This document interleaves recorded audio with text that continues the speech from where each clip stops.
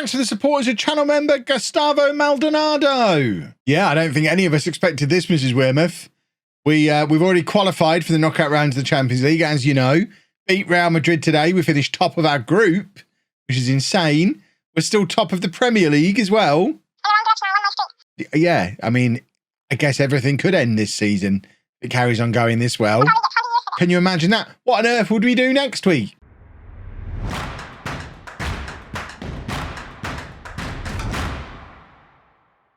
Hello and welcome to part 146 of Homegrown. I'm Kevin. Coming up on today's episode, we have that big away game against Real Madrid to try and win our Champions League group, and we're at home against Southampton in the Premier League. Since you were last with me, this is what's been going on. Largely positive results. You can see that we beat Salzburg 3-1 in the Champions League, while Real Madrid were busy drawing to Bayer Leverkusen. So we go to Real Madrid knowing that a draw will be enough to top our group, but we are away from home against the team that have already beaten us at our place in this competition, and just the one defeat in the Premier League away against Leicester. It was a hard-fought contest, but it leaves the Premier League looking like this. We are still top, but Slam Dunks Arsenal are there right behind us, 1 point behind, a game in hand. I don't know if they play the game in hand before we face Southampton. They don't, but it's me against Slam Dunk. It was how it was always supposed to be. History has aligned itself in this manner. It's how we know we're not going to win the Champions League this year, because Arsenal aren't in it. And I think it is written in the stars now that the final episode, the final match of Homegrown is going to be me versus Slam Dunk in the Champions League final. Whether he's still at Arsenal or whether he takes on a job at somewhere like Real Madrid, Barcelona, who knows? But I would be very surprised if it doesn't all align itself exactly like that. So I have to face off with Slam Dunk one more time to finish the job. But we're getting ahead of ourselves there. For now, we need to go to Real Madrid and try and do a football. And this is the team that we're going to send there to try and do that. We've got Perez in goal, a back four of Erkan, Elias, Douglas Allen and Fazekas. Yes, 4 centre-backs. We have a little bit of an issue going on. We've got Kovacic injured. We've got Todd Thomas injured. We have McKenna, Jovanovic, Juan Jose, all injured. So it is a little bit of an unusual looking side, especially at the back, but we are playing all 4 of our centre-backs. At the same time, we've got youngsters Pedro Guerrero and Mark Kelly on the bench who can come on and play fullback if need be. I don't think away against Real Madrid is necessarily the time to throw them into the team and see how they get on though. So we'll go with the 4 centre-backs today. What can possibly go wrong? Perez and Diaz in midfield, and then Kleber on the left, Park on the right, Ian and Veloso up front. Ian and Veloso apparently aren't a partnership that really works. I mean, I've seen it work all season long, so I'm a little bit surprised that apparently it supposedly doesn't work. I'm not buying it myself. I think it definitely works. Although, to be fair, if he'd have been fit, Jovanovic is the one who would be in today. So maybe it's just my assistant manager making the point that, you know, this isn't the attackers you'd like to play, Kev. Yeah, I know, but it's the attackers I have to play. It's a big night for Douglas Allen, because here I am saying I don't want to throw youngsters into a big game like this, but Douglas Allen hasn't played a lot of matches for us. I know he's no younger than Elias and Erkan. The 3 of them all came in the same summer, but he's certainly a lot less experienced. Erkan had a half season playing here at Real Madrid for them. But Douglas Allen, not really very much experience at all.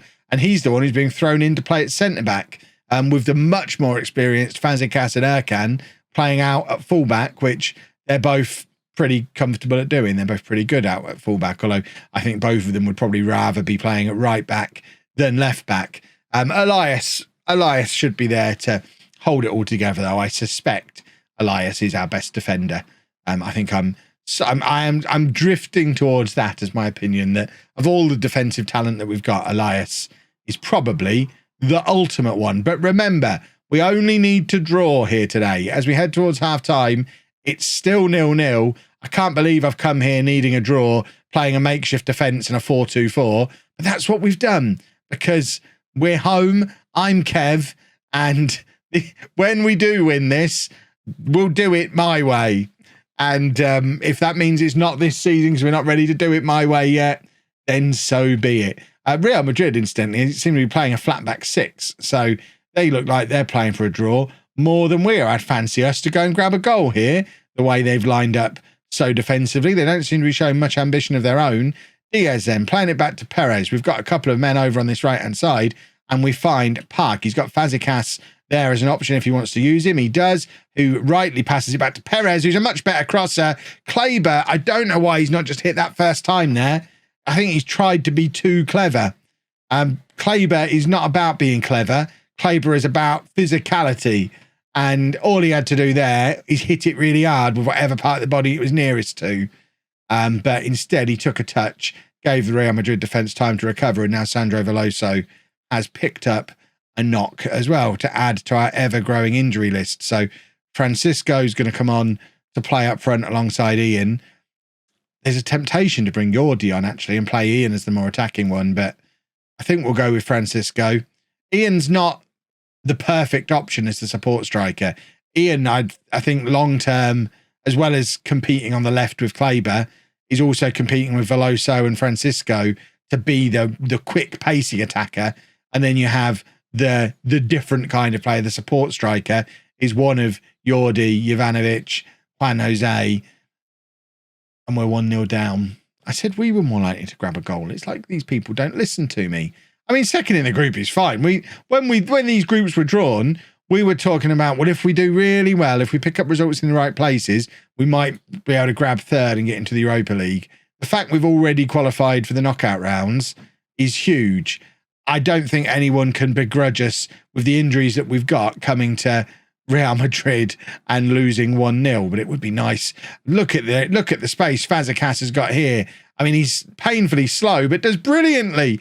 Plays it into Francisco, and his header, unfortunately, is straight at the Real Madrid goalkeeper. But I would love to get a result here. I think it would be a fantastic message to send to the rest of Europe. Douglas Allen has been turned inside out there, and Perez gets him out of trouble. Good, confident goalkeeping. He just held his ground, put all the onus on the Real Madrid player to make a decision, and he ended up making the wrong one. That's excellent goalkeeping from a keeper who's still only 20, 21 years old. He plays like a man who's been a regular Premier League keeper for several years now, almost as if playing him as our first choice from 18 years old was the right thing to do after all. Who knew? Fazekas has been fouled there, but nothing's been given. Perez playing it across the park. I guess the other thing for a game like this, where we only needed a draw, Ian's done brilliantly there. Bear with me. If ever there was a game where we were going to start with the 5-3-2, with Kleber and Park as the wing-backs, it would be today when we had no full-backs. We're playing loads of defenders anyway and needed a defensive system. I didn't do it. I honestly didn't even cross my mind until right now. Thinking about it now, I might have done it if I'd have thought of it, but my brain is never going to be set up to play for a draw. We always want to win, and we're going to bring Jordi on to try and help us do that right now. In fact, I think we're going to bring Sydney on as well. Sydney's going to come on the right-hand side for Park. Jordi's going to come on as that second striker to try and unlock the defence for the three very fast players around him. This might be how we get the best out of Jordi. This is probably his role, playing as a support striker, just looking to have that little creative spark that does something for the players around him who have got all the pace in the world. Another very, very good save from Perez. For a game that we're losing, he's had a fantastic performance once again. We've got a good goalkeeper here, haven't we? Corner for Real Madrid. Douglas Allen heads clear. Francisco needs to wake up because he could have gone after that there, but instead chooses not to, and it leaves us under a little bit of pressure when we could have had a counter-attack on here. As it is, Madrid still getting to enjoy some time on the ball. This time it's Elias who struggles with the player just turning him with ease. Interestingly, Gregoire's not in the Real Madrid side. He never plays against us. It's weird. Perez with the free kick. It's just a little bit close to the goalkeeper. Definitely the right idea. Looking for that in-swinger to that far post. But it was just a little bit too close to the keeper. Made it too easy for him to decide to come for it. And from the free kick, we get the breakaway from Real Madrid and they grab their second goal. They're good value for it. They're obviously better than we are at the moment. It would have been nice to play against them with our full strength team. We've got no Veloso.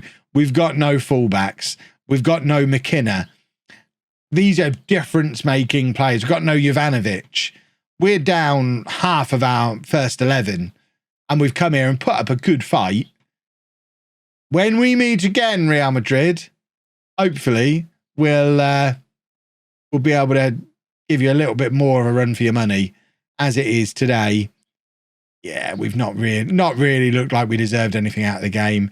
They've beat us fairly comfortably twice in this group stage. Let's just hope we can avoid them until the final now. If we're going to win it this year, let's just avoid them until the final, and then they can beat us there. Or we can play them with our full-strength team, who would be 6 months older and suddenly better. Yordi then playing it back to Sydney. Sydney looking for Francisco. It's obviously a poor pass because the highlight just stopped. And we've lost, but it doesn't matter because we've qualified for the knockout round, and that's all that matters. Not ideal that we're going to have Veloso missing for the Southampton game. Ian's not scored forever, so let's give him a little poke and remind him that he needs to start scoring some goals. Now we've got the Southampton game where I'm going to have some decisions to make around team selection because of fitness. Mainly, yeah, just because of, although we have got the international break after this, so we can maybe risk people we wouldn't ordinarily risk because they've got 2 weeks to get fit again if we break them. Kev logic. Well, we knew this day would come. Didn't necessarily think it was going to come this quickly, though. Oliveira has come to me saying that he wants to play more football. I said, you're probably not going to. He then came back to me a few days later saying, I don't think I'm ever going to be good enough to play football here. I said, you're probably right at this point. So he requested a transfer. He's on the transfer list at his own request. I immediately offered him out. We've got some bids in for him. As a result, I've taken the vice captaincy off of him, which is effectively the captaincy because Alex Williams is still club captain and will likely remain club captain. But Diego Perez is our new vice captain. So effectively our new on-field captain. Worryingly, he's wanted by some pretty big clubs. So hopefully doesn't get his head turned. I was really tempted to make Yordi captain, even though he's not likely to start, just because, I mean, how much influence does a captain have on the squad, even if he's not playing? I didn't. That's not to say I won't at some point. This is the team then for the Southampton game. We're going with Perez in goal, and we have full-backs again. Kovacic coming back in at left back. Mark Kelly's going to play for us at right back. I think it's a little safer to play him against Southampton. We're going with Douglas Allen and Fazekas in the middle. Elias and Erkan both suspended. Just to add to the selection issues that we've got, Veloso not available as well. Everyone who could potentially be involved is involved. Everyone else is either injured or suspended currently.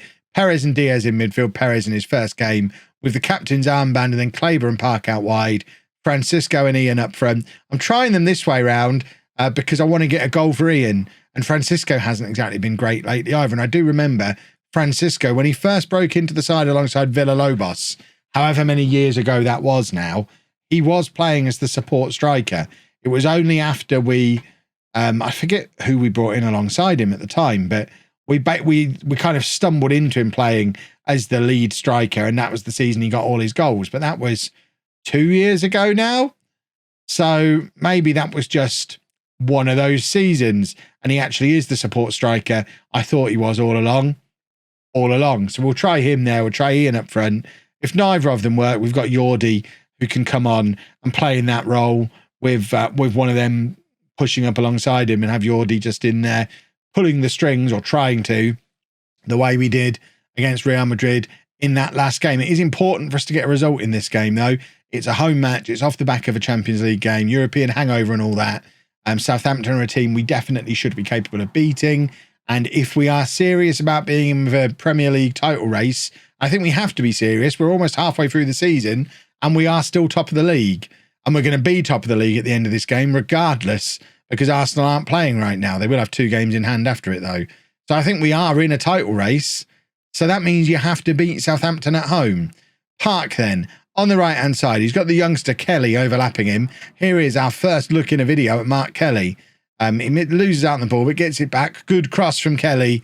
But the Southampton goalkeeper is equal to it and gets there ahead of Francisco, I think it was, who was looking to come in off that far post. The other option, if this front two doesn't work for the second half, is to bring Much on in midfield and go to a front three.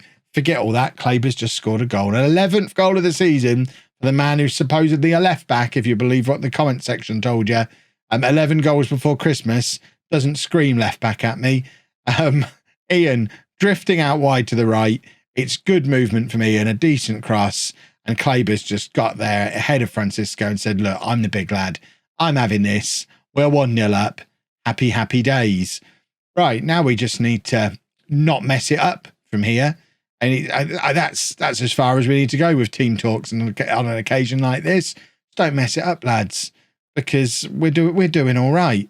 Southampton have got themselves into a decent position here on the left, though. Park is out there tracking and doing a good job. And Diaz needed to be a little bit more attack-minded there. He wins the ball back and could have got us a break on, but in the end plays it back to Perez as if he wasn't really confident about taking it on himself. I mean, he is playing in a box-to-box midfield role, which isn't the natural environment for Diaz. Normally, he'd be in there as the playmaker and I guess wouldn't be the guy making those interceptions. He'd be the guy receiving it where Perez did. So I can kind of see his thought process. If I'm Perez here, I want the ball. Whereas everyone else is like, do what McKenna would do in that situation.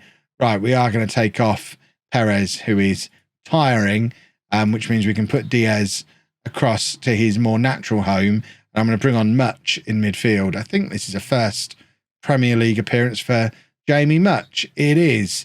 Actually, he wants to be a playmaker, so we're going to play him in his actual role. Much is going to come on for Diaz. And it's the latest one off the conveyor belt, boys and girls. 2 young Scottish players making Premier League debuts for us today.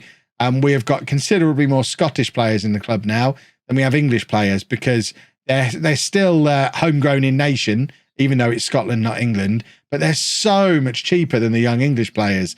The young English players are absurdly priced.